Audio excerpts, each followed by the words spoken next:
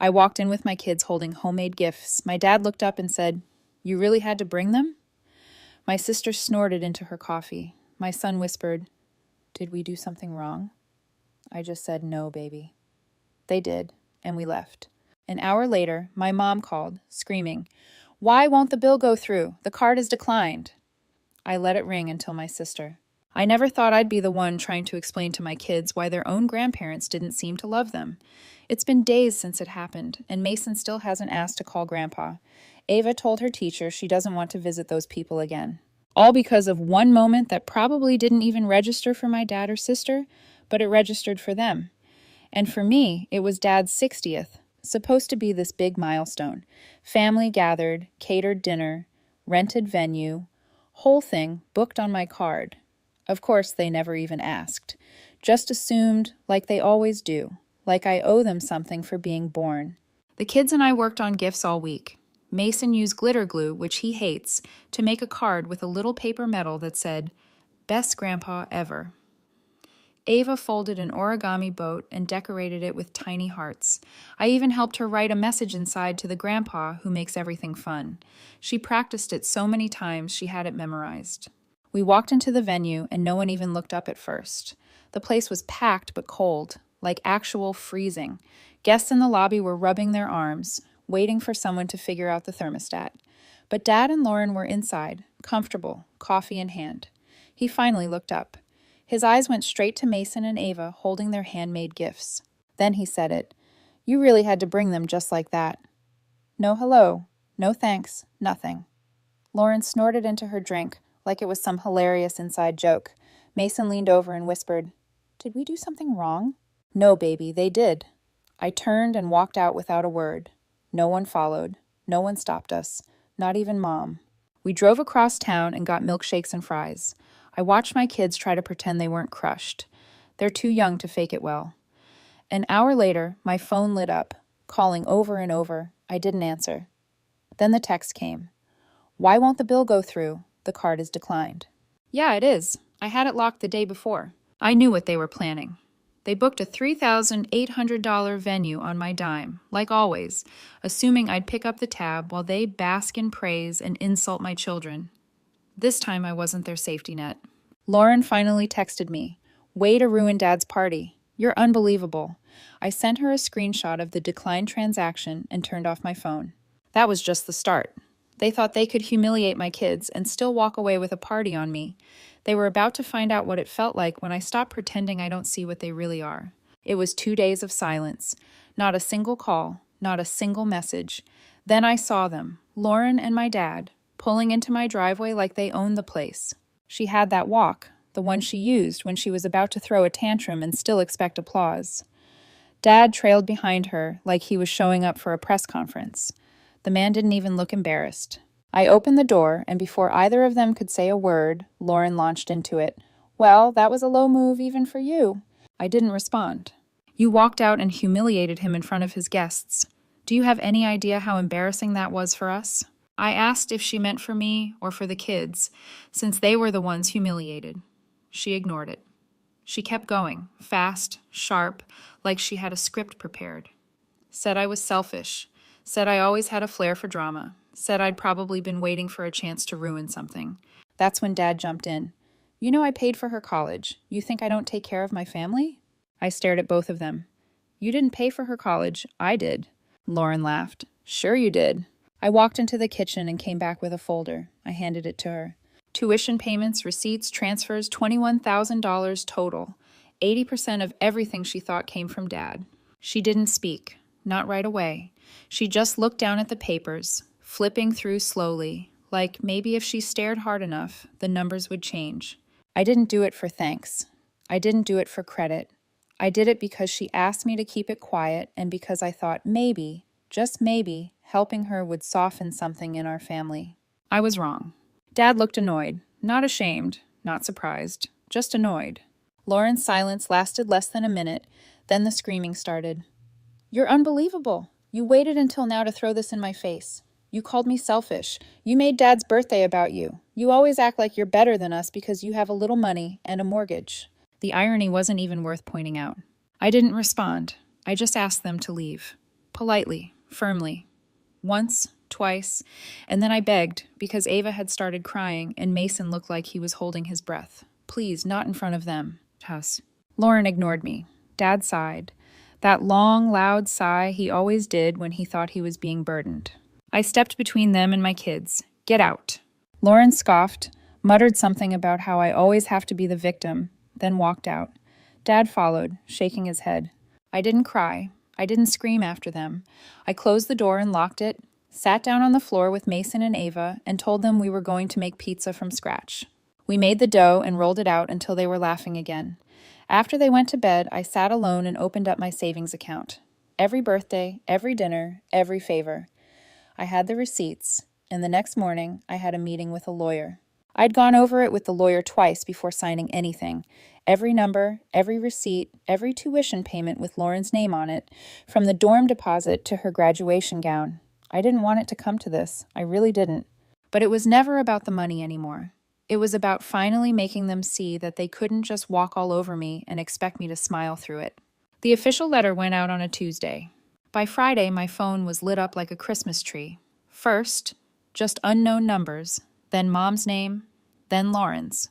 I didn't answer any of them, but I knew it was only a matter of time before they'd stop pretending this wasn't real. Saturday morning, Mom finally caught me off guard. Her voice was warm, almost sugary, said she was making banana bread and asked if the kids wanted to come by for a taste, like we hadn't been screaming at each other days ago. I let her talk. Then she said, "Oh, by the way, we got this letter." She said it like it was junk mail, like maybe it had gotten mixed in with coupons and dentist reminders. I said, "Yes, that letter is from my lawyer." Her tone changed so fast I actually had to sit down. "You're suing us?" I said I was asking to be repaid, what they owed, nothing more. She gasped, like I'd stabbed someone. Then she whispered to someone, probably Dad, "She's serious." That's when the real storm hit. Within the hour, I had Dad on the phone, screaming that I was tearing the family apart. He said Lauren was going through so much and I was just making it harder. He said they'd taken me in like I hadn't been paying them rent since I was 16. "You're making a scene over a little help for your sister." It wasn't a little help. It was $21,000, and not a cent of it was ever acknowledged. Then came the guilt trip. "You're going to take your own father to court?" "Yes, I am." He hung up. The silence lasted for about 3 hours. Then Lauren texted me, "Hope this was worth it. You've humiliated us." What humiliated you was assuming I'd never fight back. The next day, I dropped the kids off at school, left them with the nanny for the afternoon, and went to clear my head. But around 3:00 p.m., my phone pinged again. "Uncle Ray," just a simple, "You home?" 10 minutes later, he was standing in my doorway. He'd been at my parents' house when the topic came up. They were ranting, twisting the story to make it sound like I blackmailed them, said I threatened them with court, all because I didn't get enough attention at a birthday party. I didn't say much, just handed him the folder with all the proof, tuition receipts, bank transfers, texts from Lauren asking for help. He looked at everything, then handed it back without a word, and then he left. Apparently, he went straight back to my parents' house. I wasn't there to see it, but I heard from my cousin later what happened.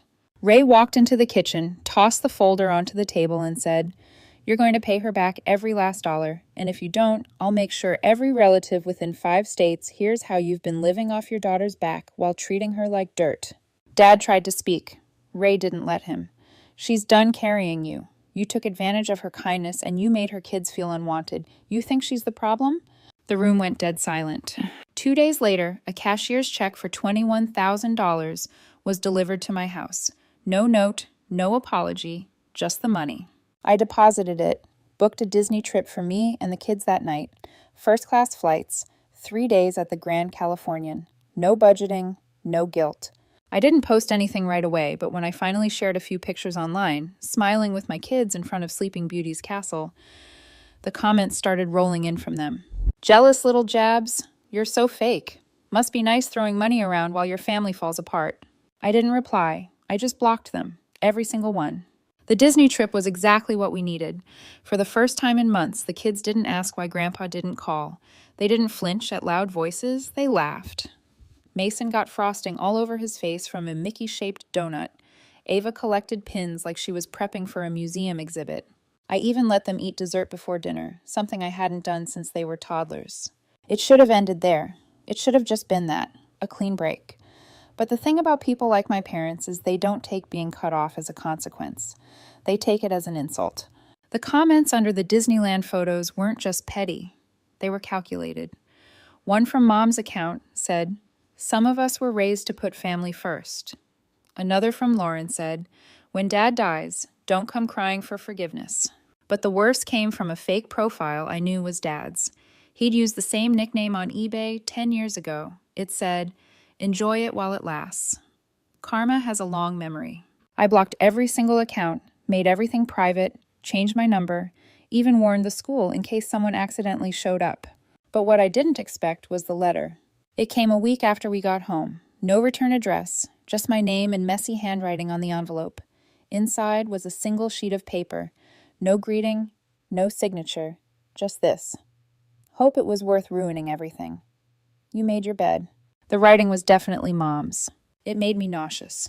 I crumpled it up and almost threw it away, but instead I added it to the folder. The same folder with the receipts, the lawyer's letter, everything. Because I wasn't taking any more chances. That weekend, I ran into someone unexpected, Lauren's ex. We weren't close, but he always treated me with respect. He saw me at the grocery store, gave me a hesitant smile, then asked if I was okay. I must have looked confused because he added, "I heard what happened. Your dad told everyone you were hospitalized, that you had some kind of breakdown. He said you weren't stable." I nearly dropped my basket. They were spreading lies now, telling people I was mentally unwell just to make themselves look better, to erase what they'd done. I asked him who else had heard. He listed 4 people, family, friends, a cousin, even one of Dad's clients. It all clicked. They didn't just want to cut ties. They wanted to destroy my credibility in case I ever came back for more. I went home and pulled out that folder again. But I wasn't calling my lawyer this time. I was calling a therapist. Not for me, for Mason and Ava. Because if these people were going to keep trying to claw their way back into our lives, my kids deserved every possible tool to understand why they weren't the problem. That Monday, I scheduled the first session, and the next time my mom tried to call from a different number, I answered. I let her start with her usual sweet, sugar-coated concern. Then I said, "If you ever send something to my house again, or lie about me to another person, I will go to court, and next time it won't be about money." She hung up without saying a word. They thought they'd scare me back into silence, but they forgot. I don't scare easy anymore. We spent the rest of the summer in peace. Disneyland, beach days, backyard camping. The kids started sleeping better. No more questions about Grandma or Grandpa. They were healing, and I was finally breathing again. Then the photos started showing up. Not on my accounts, those were locked down tight, but through mutuals. Screenshots forwarded by friends. Someone was watching, still obsessing. The captions were all the same shade of bitter. Some people run away to pretend they're good parents. Funny how generosity dries up when the cameras are off. Kids deserve a stable mother, not a dramatic one. None of it stung as much as it used to, but what did hit me hard was the realization that they were never going to stop. They weren't mad that I cut them off. They were mad that I didn't need them anymore. So I blocked every mutual who didn't stand up for me. Cleaned house. I wasn't going to explain myself to people who thought, "But they're your parents," was an excuse to accept abuse. Then, out of nowhere, Lauren called from a new number. I almost didn't answer. I should have gone with that instinct. She didn't even ask how I was. She jumped straight in. "You told everyone Dad didn't pay for my college. That's messed up." He looked humiliated in front of Uncle Ray. I reminded her that I didn't tell everyone. Uncle Ray figured it out with the receipts. "You know, the ones I gave him after you and Dad screamed at me in front of my kids." She had the nerve to sound offended. "You really think this is all about money?" "No," I said. "I think this is about you living in a fantasy where I'm your ATM and punching bag at the same time." She called me selfish, said I ruined Dad's milestone birthday, dragged our family through the mud, and then ran off to Disney to celebrate. That last word stuck in my throat like poison. Celebrate. I told her Ava still flinches at raised voices, that Mason stopped drawing pictures of Grandpa, that I had to hire a therapist because their little comments rewired my kids into thinking they weren't lovable. Then I told her if she ever called again, I'd add her to the cease and desist I was already preparing for Dad. She didn't like that. She called me a narcissist, said I was turning my kids into victims, said I needed to grow up. The kids heard her yelling. Ava started crying. That was it. I gathered every last piece of nerve I had left and said, "Get out of my life." I hung up, held Ava until she fell asleep. Then I sat on the kitchen floor and cried, but not because I missed them, because I was exhausted. And then something I never expected. Lauren showed up at my door the next week, alone, tear-streaked, eyes red, no makeup, hair a mess. She didn't have to say anything. I already knew. They turned on her, too. She didn't have to say anything. I already knew. They turned on her, too. I stepped outside, didn't invite her in. She looked at me like she'd just seen lightning hit the ground. You were right, she said. She'd confronted them, asked Dad if it was true about the money. He didn't deny it, just said it was none of her business. Told her to stop asking questions unless she wanted to end up like Jennifer. She said it broke something in her. Said she thought they were trying, really trying, that they were flawed but loving. But now she wasn't sure they even knew how to love. Then she started crying, real crying, not the performative stuff I grew up with. I stood there, arms crossed, trying to decide if I believed her. And then she said the words I never thought I'd hear. I'm sorry for laughing, for not defending your kids, for letting them treat you like you were nothing. I opened the door and let her in. The kids were asleep.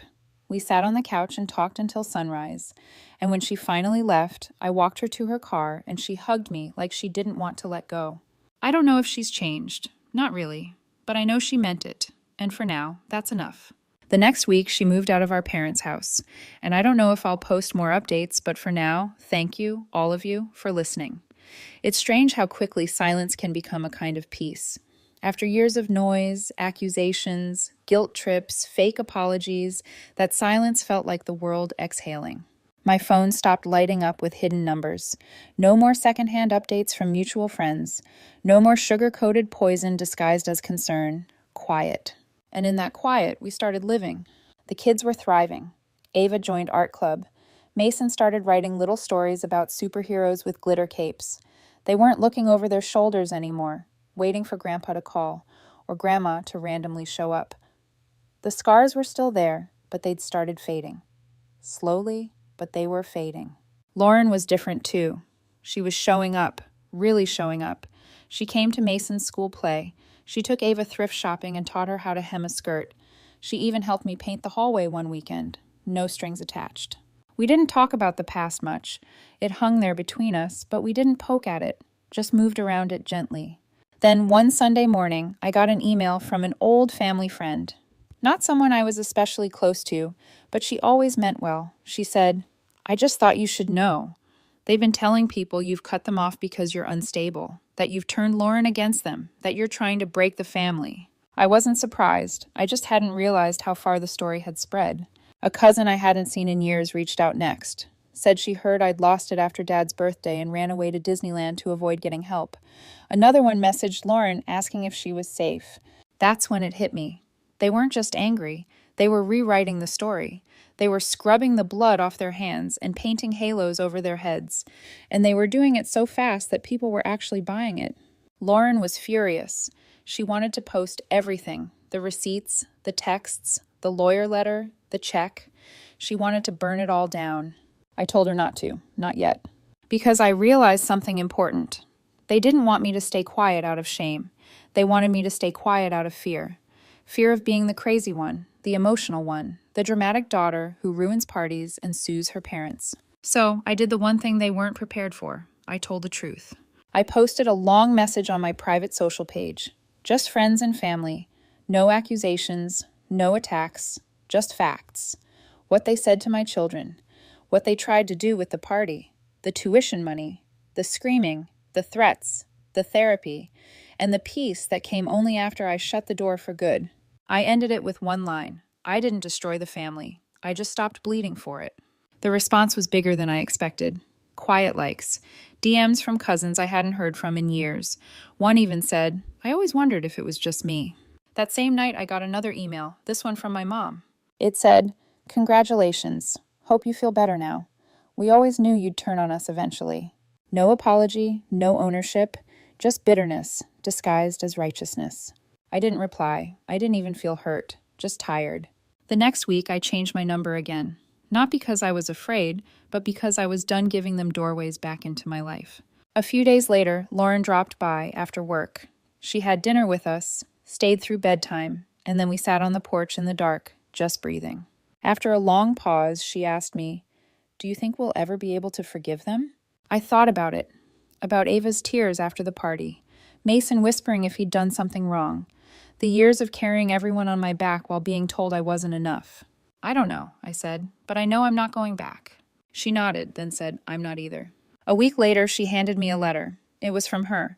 Not to me, to them.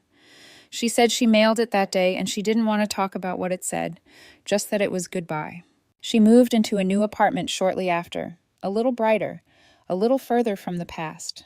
She's building something for herself, piece by piece, like I am. We're not perfect, but we're here. And as for whether I'll share more, I'm not sure. Maybe this is the end. Maybe it's just the end of this story. But for now, to those of you who listened, who messaged, who said, "Me too," thank you. You helped me feel real.